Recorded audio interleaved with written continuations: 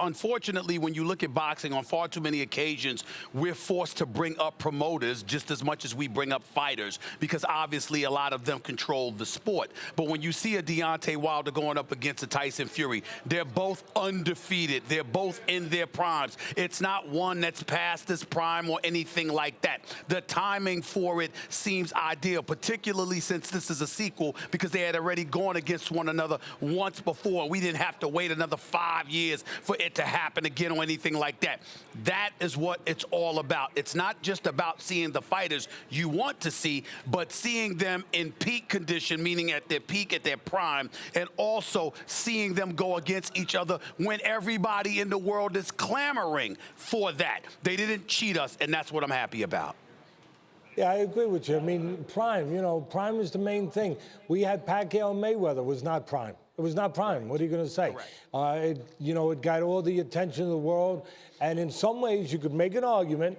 And I love fighters to get money. They can't get enough money, for me, for the risk they take to get inside that ring, where they come out of that ring with less of themselves than they go into that ring with. But you could make an argument that it hurt the sport, because everybody put up their $100. It made more money than the Galaxy ever thought it would have in boxing. And what happened? It was a big disappointment. So in some ways, it stepped back the sport. It stepped back the pay-per-view part of the sport, where people were a little bit worried about putting out their money for the next one. The good thing about this is, as you just said, Stephen, we already had a prequel. We already know that it was really good. And now we can't wait to see the next one, to see the second one. And usually though, the second one in a movie or something like that, the sequel's usually not as good, unless it's The Godfather or, Rocky. Rocky 2 was pretty damn good, but I think that you have everything you need.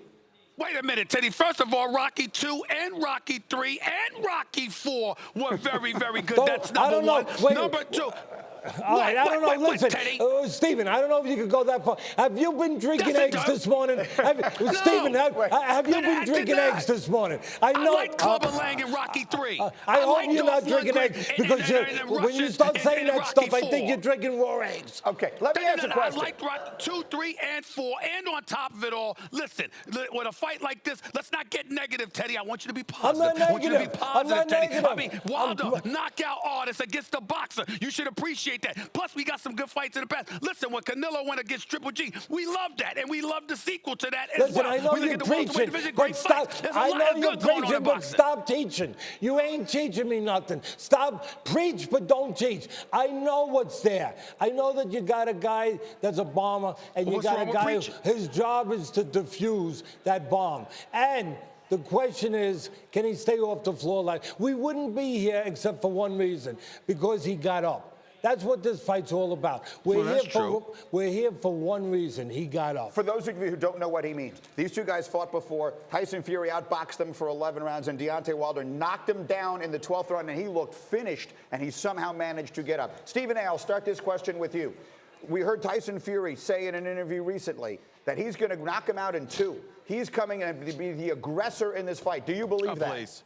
Of course not. Of course not. Tyson Fury's lying. He's lying to himself in all likelihood. He's clearly lying to the public. But you know what? You got a lot of UK fighters that bloviate and talk a lot of stuff. I mean, Nigel Benn in the past, Frank Bruno in the past. I mean, then you sit up there and you look at Tyson Fury and how he talked prior to the Deontay Wilder fight, and certainly how he's been talking since that particular moment in time. But here's what it comes down to, in my estimation. I don't think there's any doubt that Tyson Fury is the superior boxer. But we all know that Deontay Wilder has a nuclear bomb for a right hand. Okay, he hit you, as far as I'm concerned, not from a boxing standpoint, Teddy, but I consider Deontay Wilder like the Tommy Hitman Hearns of the heavyweight division, just laying there with that right, ready to catch you at any given moment, even though Hitman Hearns was obviously a superior boxer. But in the end, here's what it comes down to. If you're Tyson Fury, you could be perfect and still get caught. And that's what I think is going to happen by 8 rounds.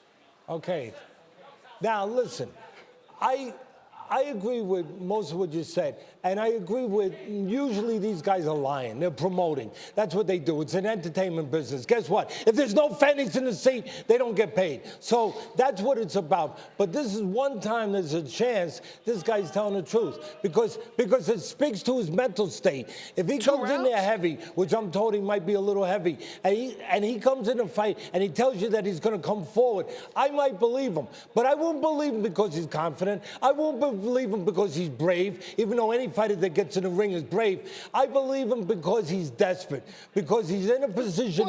Yes, he's in a position. Listen and learn something. He's in a position mental. 75% of this game is mental, and he's not as sure of himself as he acts. And he might go in there to get it over with, to roll the dice. Desperation. Well, listen. Well, let me tell you something, Teddy. Okay. First of all, you're wrong when you say I don't listen, because I listen and learn from you. Okay. Because most of the stuff that I talk about boxing, I get from you. So you watch your tone when you're talking to your pupil. That's number one. Number two, when you sit up there and you talk about Tyson Fury, understand this, and to correct me if I'm wrong. This is the situation. I will. In order for him to knock Wilder out, he's going to have to plant his feet. In order to do that, he's going to have to stand there. And in order to stand there, you got to be willing to take it yourself. I don't know of anybody who's willing to take it from Wilder. I don't think Fury's that dumb. I think he's talking. I think he's going to come out dancing, and then ultimately he's going to get caught.